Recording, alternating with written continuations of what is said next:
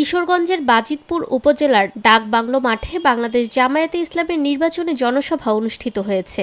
৮ই ফেব্রুয়ারি রোববার সকাল ৮টা থেকে দুপুর পর্যন্ত চলে এ সমাবেশ।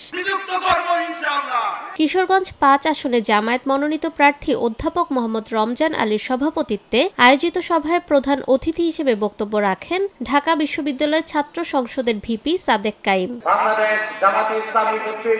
তিনি বলেন, জামায়াতের নেতৃত্বে ইনসাফপূর্ণ ও বৈষম্যহীন নতুন বাংলাদেশ গড়া সম্ভব। আসন্ন ত্রয়োদশ জাতীয় সংসদ নির্বাচনে দাঁড়িপাল্লা প্রতীকে ভোট দিয়ে দুর্নীতিমুক্ত ও সমৃদ্ধ বাংলাদেশ গড়ার আহ্বান জানান তিনি।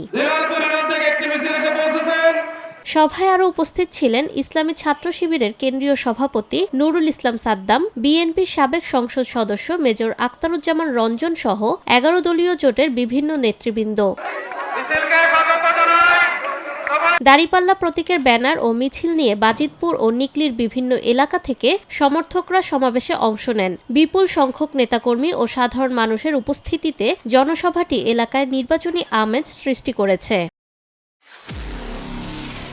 নিরপেক্ষ, সত্য প্রকাশে আপোষহীন।